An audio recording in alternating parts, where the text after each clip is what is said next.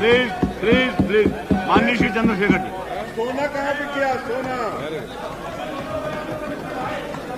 Please नहीं नहीं आप नहीं। सोना बेचने वाला वित्त मंत्री बन गया, बताइए। जरूरत है मैं भी था बेचने वाला। कल से जो बहस चल रही है, कृपया उस शांति बहस सुनिए। का प्रारंभ भारत के प्रधानमंत्री श्री अटल बिहारी वाजपेयी जी ने की। जो भाषण उन्होंने दिया, उनसे असहमत होते हुए भी मैं ये कहना चाहूंगा, उनके भाषण में देश के भविष्य के बारे में चिंता थी। उन्होंने हमारी चुनौतियों को समझने का प्रयास किया था। उन्होंने देश को एक दिशा में ले जाने के लिए हमें संकेत दिया था। ये बात दूसरी है कि उसके बारे में विभिन्न विचार हों और मेरे विचार उनसे सहमत नहीं हैं, लेकिन गुरु आज भी हैं।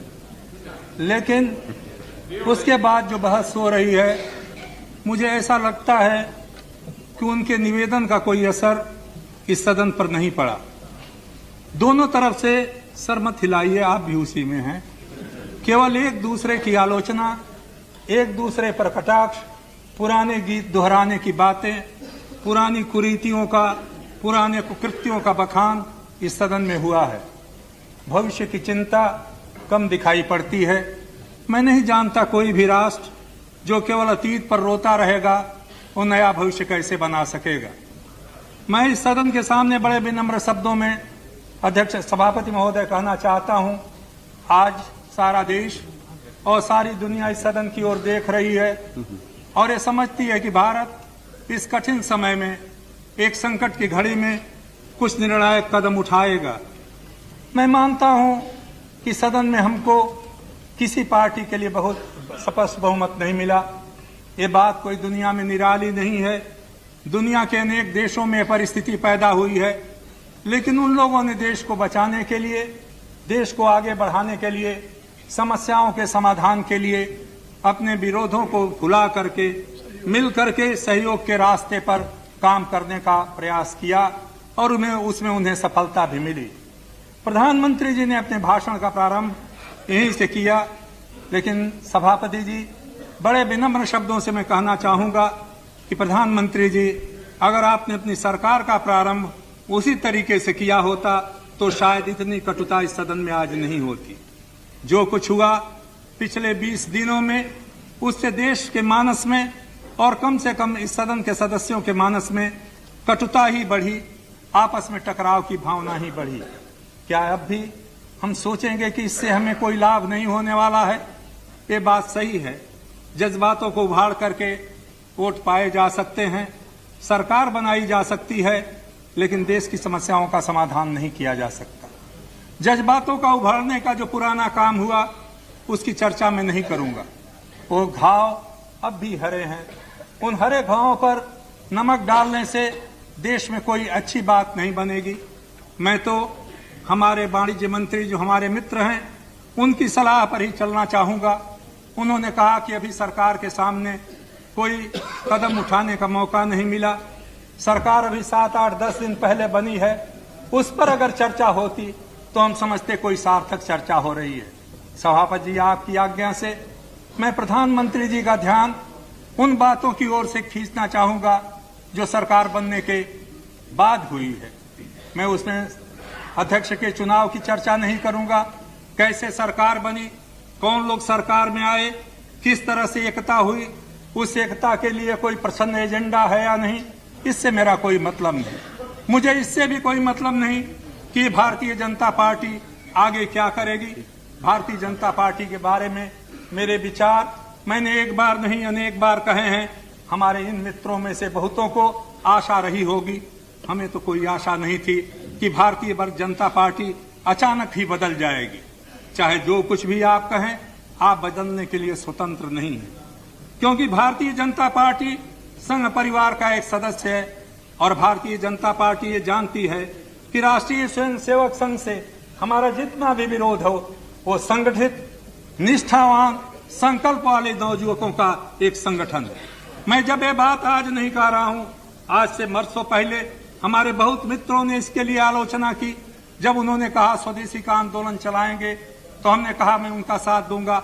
हमारे मित्र मुरली मनोहर जोशी जी आज जो स्वदेशी की परिभाषा कर रहे थे, मैं सोच रहा था कितना बदल जाता है इंसान सरकार में आने के पहले और सरकार में आने के बाद। मैं आपसे ये कहना चाहूंगा कि बदलेगा तो नहीं, भारतीय जनता पार्टी बदलेगी नहीं और बदलनी भी नहीं चाहिए, आपसे आशा भी नहीं है। लेकिन जब सरकार चला रहे हैं, जब प्रधानमंत्री जी ये कह रहे हैं कि हमको समझ का रास्ता अपनाना ढूंढना चाहिए, मिलकर के काम करना चाहिए, तो मैं कुछ सवाल आपके सामने रखना चाहूंगा।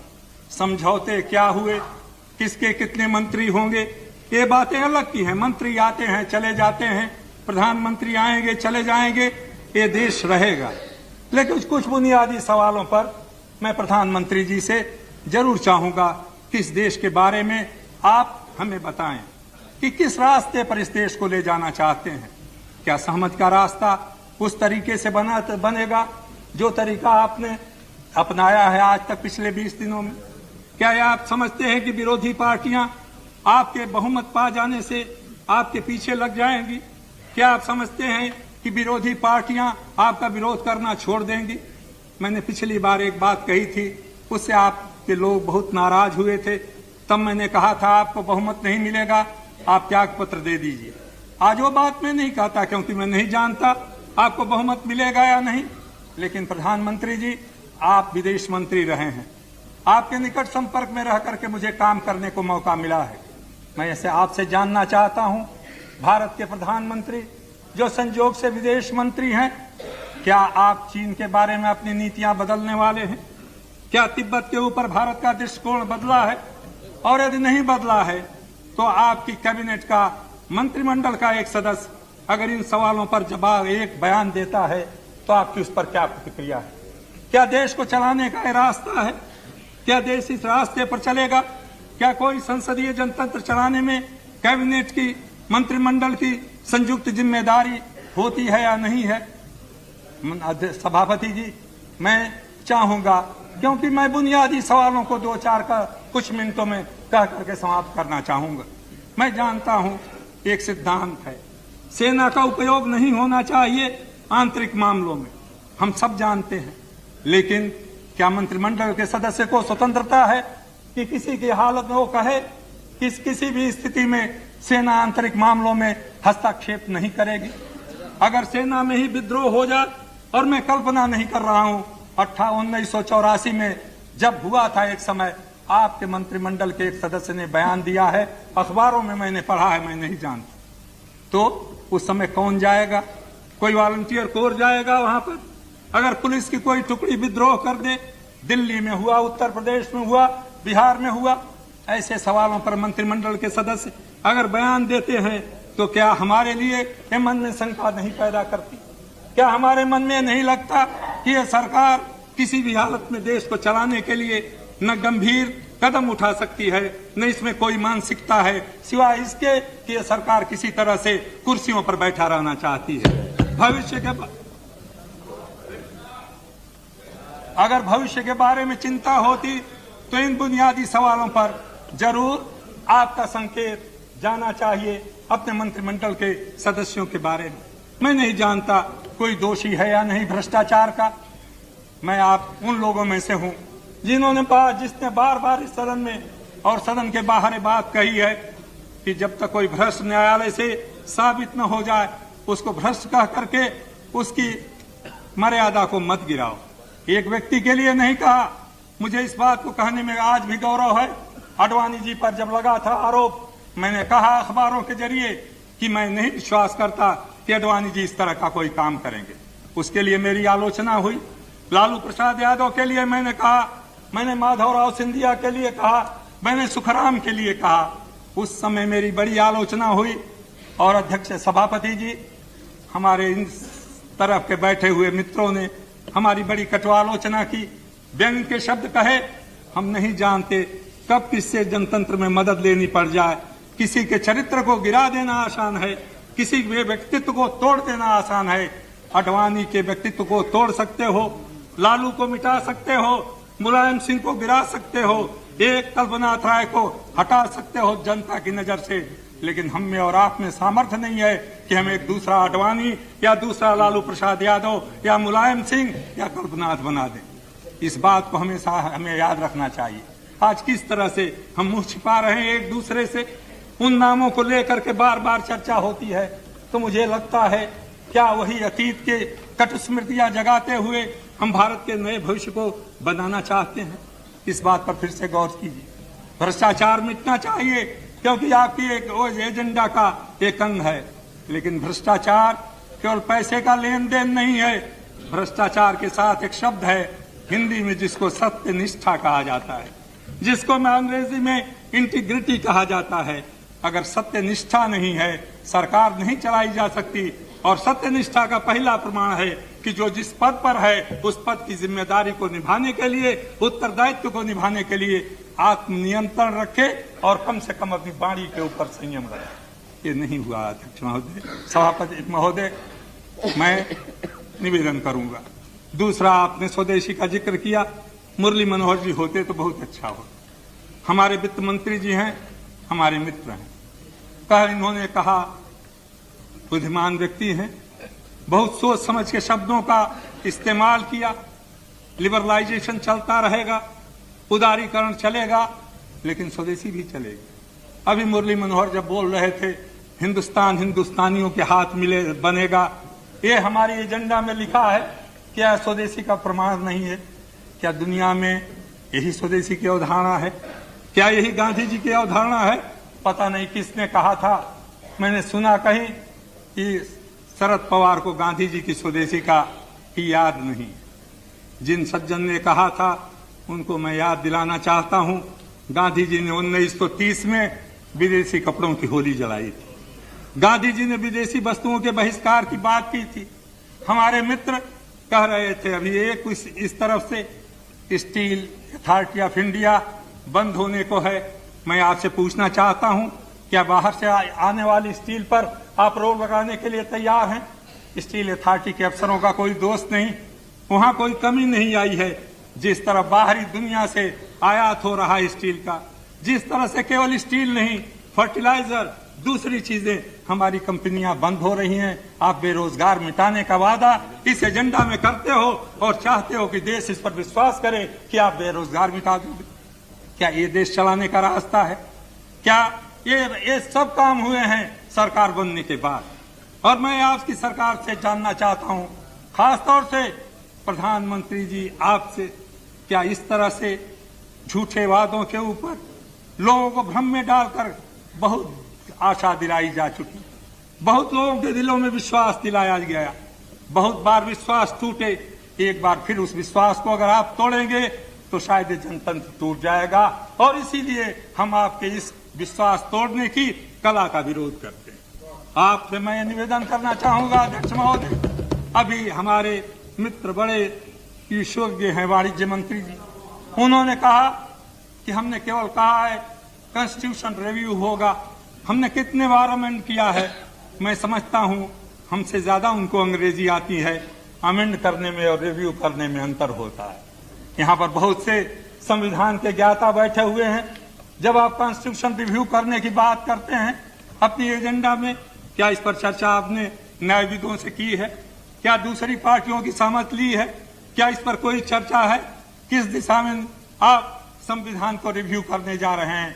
याद रखिए, जब जब डेमोक्रेसी टूटी है, जब जब संसदीय जनतंत्र टूटा है, वहां के नेताओं ने यह कहा है संविधान कमजोर है, इसको बदलने की जरूरत है। मैं संकेत जो देखता हूं ये खतरनाक संकेत है।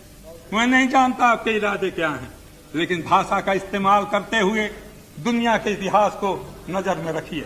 अगर दुनिया के इतिहास में नजर नहीं रखेंगे तो याद रखिए यहाँ के कुछ सदस्य ही आपकी बातें नहीं सुन रहे हैं। इस एजेंडा को केवल हम ही नहीं पढ़ रहे हैं, सारी दुनिया के लोग इस एजेंडा को देख रहे हैं। आपने जो एजेंडा बनाई है वो एक भयंकर दिशा में संकेत करती है, और उस भयंकर दिशा में संकेत करने के लिए मैं नहीं जानता आपने जानबूझ करके यह किया है या अनजाने किया है। मुझे हैरानी होती है, यहाँ हमारे सूचना प्रसारण मंत्री जी बैठी हुई, कल उन्होंने हिंदुत्व की परिभाषा सुनाई सदन में। मैं भी उनका भाषण कहीं बैठा सुन रहा था, क्योंकि उस समय मैं सदन में उपस्थित नहीं हो रहा था। और वही हिंदुत्व की परिभाषा श्री मुरली मनोहर जोशी जी ने आज बताने की कोशिश की। आप उच्चतम न्यायालय की बात बार बार हमारे सामने दोहराते हो। हिंदुत्व की परिभाषा मैंने इस सदन में प्रधानमंत्री की हैसियत से कहा है, मुझे इस बात का अभिमान है कि मैं हिंदू हूं, लेकिन मेरी दृष्टि में हिंदुत्व क्या है ये भी मैंने उसमें कहा था। मैं आपसे जानना चाहूंगा प्रधानमंत्री जी, खास तौर से अभी उन्होंने सर सैयद अहमद की एक किताब पढ़ करके सुनाई। मैं इसका जिक्र नहीं करता, लेकिन इस तरह की किताबों को पढ़ करके किसको भ्रम में रखना चाहते हैं आप। 1939 में इसी देश में किताब छपी थी, वी इंडियन नेशनहुड डिफाइंड। उसमें लिखा है, एक प्योरिटी ऑफ रेस का रास्ता हमको हिटलर ने बताया है, भारत के लिए वो रास्ता देखने और समझने योग्य है। उसमें लिखा है कि माइनॉरिटी को नागरिकों का अधिकार नहीं होगा। उसमें लिखा है कि ये हमारे देश में केवल एक अतिथि के रूप में है, जितने दिन बहुमत के लोग हैं चाहे रहे, नहीं तो उनको इस देश से बाहर जाना पड़ेगा। और मैं समझता हूं इसमें बैठे हुए सब प्रमुख बीजेपी के लोग और जो राष्ट्रीय स्वयंसेवक संघ के लोग हैं उस किताब को पढ़े होंगे। 1939 में लिखी गई उस किताब का क्या कभी आपने खंडन किया? क्या कभी आपने कहा कि उसमें हिंदुत्व की जो परिभाषा दी गई है उससे राष्ट्रीय स्वयंसेवक संघ या बीजेपी सहमत नहीं है? आसान है अडवाणी जी, मैं आपकी बड़ी इज्जत करता हूं, ये कह देना कि आपकी सरकार, आपकी पार्टी इस बात से सहमत नहीं है। क्या आप में ये शक्ति है कि आप राष्ट्रीय स्वयंसेवक संघ से असहमत जाहिर कर सकते हैं? मैं नाम नहीं लेना चाहता। उस पुस्तक के जिसका उल्लेख किया आदरणीय श्री चंद्रशेखर जी ने, उसके लेखक ने ही उससे अपने को असहमत किया। गुरुजी ने कहा कि मैं उससे सहमत नहीं हूं।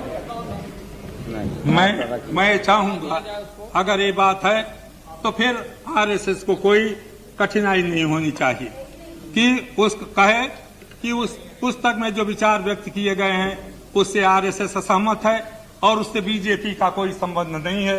अगर ये बात वो अगर हो जाए तो ये बात बहुत अच्छी है।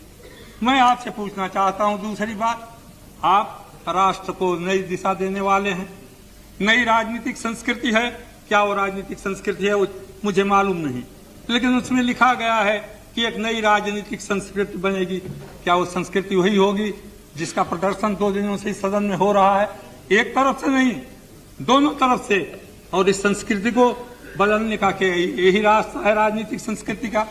मैं एक और सवाल आपके सामने रखना चाहूंगा, विदेश मंत्री जी और प्रधानमंत्री जी, आपने दुनिया के बहुत सी संस्थाओं में भारत का नेतृत्व किया है, आपको बड़ा अनुभव है। मुझे याद नहीं, शायद आपको ज्यादा याद हो, ईदी अमीन के अलावा दुनिया में कोई दूसरा राष्ट्र नायक है जिसने बयान दे के कहा हो कि हम एटम बम बनाएंगे? आपकी मंत्रिमंडल का एक सदस्य अखबार के सामने प्रेस कॉन्फ्रेंस करके कहता है मैं एटम बम बनाऊंगा, और दूसरे ही दिन पाकिस्तान से मांग आती है कि इंडिया के ऊपर सैंक्शन लगाया जाए। क्या अपने पड़ोसियों के साथ रिश्ते सुधारने का ये पहला कदम है जो आपकी सरकार उठा रही है? मैं आपसे जानना चाहता हूं, इन सवालों का जवाब ये देश आपसे चाहता है। इन सवालों का जवाब देश नहीं दुनिया जानना चाहती है। इन सवालों का जवाब देने बिना कहां जाएंगे हम? मैं नहीं चाहता कि विवादास्पद सवालों को उठाया जाए, लेकिन इस देश में हमने अंग्रेजी और हिंदी में सारे काम करने को तय किया था। हमने ये कहा था सब भाषाओं को समान आदर दिया जाएगा।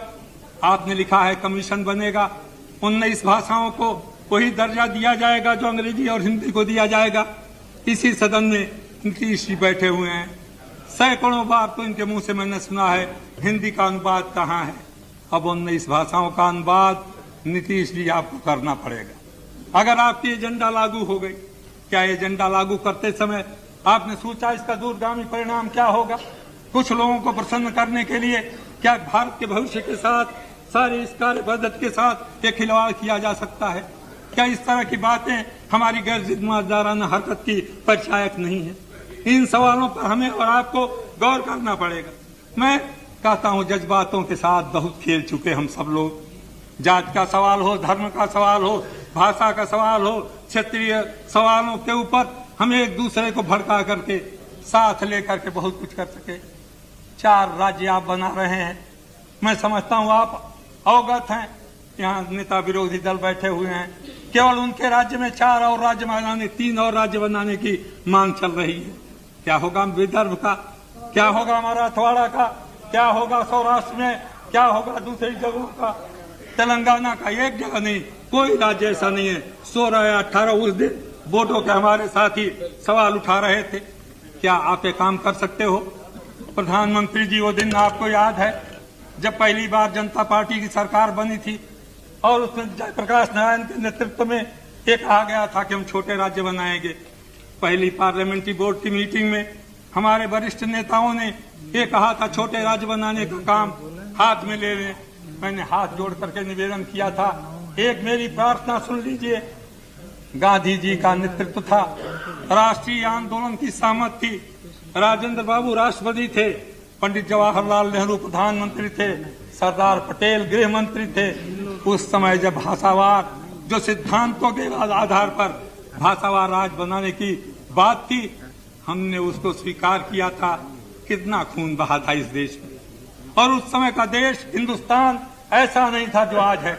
1977 में हमने अपने नेताओं से कहा था कुछ और काम कर लीजिए, तब इसके बाद छोटे छोटे राज्य बनाने का काम कीजिए। छोटे राज्य की कल्पना से हमारा कोई विरोध नहीं है श्रीमान, लेकिन क्या यही अवसर है जब चारों तरफ तूफान खड़ा हो रहा है, छोटे छोटे मुद्दों पर आतंकवाद जैसी स्थिति पैदा हो रही है, तो क्या 4 राज्य बनाओगे तो 12-14 जगहों से मांगे नहीं उठेंगे? क्या उसके बारे में कभी सोचा? क्या उन 4 राज्यों का क्यों ज्यादा दबाव था, चाहे असेंबलियों का प्रस्ताव हो? ये काम मत कीजिए। ये खिलवाड़ अगर देश की राजनीति के साथ होगा तो देश के भविष्य के साथ एक बड़ा भारी विश्वासघात होगा।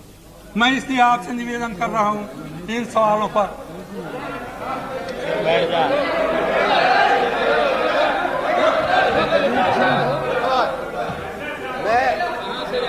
चंद्रशेखर जी, मैं आपसे निवेदन करना चाहता हूं कि कृपया आप क्या बताइए, अगर भौगोलिक परिस्थितियों से, विकास की दृष्टि से किसी छोटे राज्य को बनाना हो तो आपको ऐतराज क्यों है?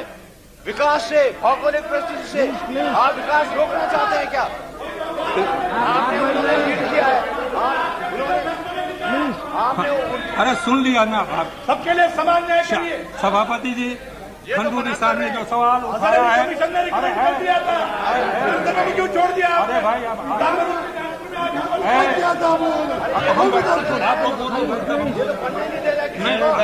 अगर सभापति हम इस माहौल में नहीं बोल सकते, पहले आप लोग बोल लीजिए तब मैं बोलूंगा। मैंने खंडूरी साहब की बात सुनी, उनकी जो वेदना है उसको मैं समझता हूं। हमारे देश में अनेक ऐसे क्षेत्र हैं जहां पर विकास का काम नहीं हुआ, और उस बात को मैं जानता हूं, लेकिन खंडूरी साहब, हमारे संविधान में उसके लिए प्रोविजन है। जितने विकसित इलाके हैं वहां पर विकास परिषदें बना करके, उनके यहाँ विशेष योजनाएं चला करके, उनके यहाँ लोगों को अधिक पैसा दे करके विकास का काम किया जा सकता है। वो पहला कदम ही नहीं उठाया गया। अगर वो कदम उठाया गया होता तो आज उत्तराखंड या उत्तरांचल क्या है, वनांचल की मांग इतना जोर नहीं पकड़ती। ये बात आज से नहीं, 1967 से मैं अपने राजनेताओं से बार बार कहता रहा हूं, और मैं नहीं कह रहा हूं।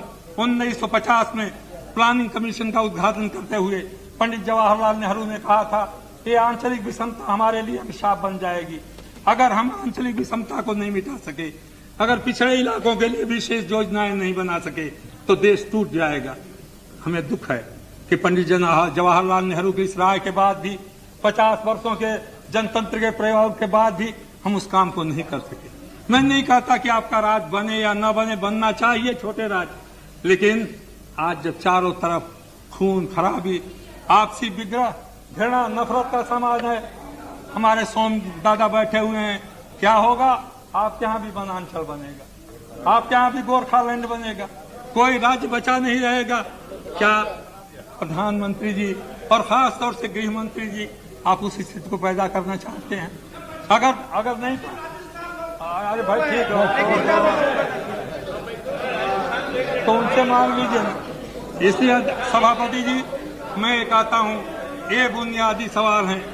मुझे दुख के साथ कहना पड़ता है, इन बुनियादी सवालों पर जो देश के भविष्य से जुटे हुए हैं, जो किसी के मान सम्मान से नहीं जुटे हुए हैं, किसी पार्टी की एकता या टूटने से नहीं जुटे हैं, जो कुछ देश में हो रहा है पार्टियों को तोड़ने और जोड़ने का काम, उस पर मुझे नहीं कहना है।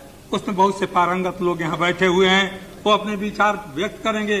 प्रधानमंत्री जी, आप जानते हैं, मैंने आज से नहीं 1967 में कहा था गुरुदेव आपको, उस बात को दोहराता रहा, गुरुदेव आप रास्ते से भटक रहे हो और आपका भटकाव जो होगा वो देश के लिए बड़ा कीमती पड़ेगा। और इसीलिए मैं आपको चेतावनी देने के लिए आज खड़ा हुआ हूं और देश की जनता को ये कहना चाहता हूं कि ये एजेंडा जो है, ये एजेंडा केवल विश्वासघात का एक दूसरा दस्तावेज है और जिससे देश को बर्बादी होगी। इसलिए मैं इस विश्वास मत के प्रस्ताव का विरोध करता हूं।